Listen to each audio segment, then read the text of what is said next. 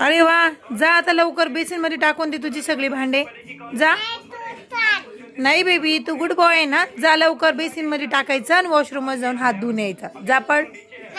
उठ बाळा, असं नाही करायचं. तू गुड बॉय नाही का?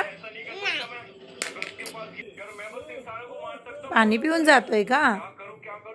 ओके, ठेवते. जा तुझं तुझं. हां, जा बेसिन मध्ये टाक आणि ये धुवून हात. जा.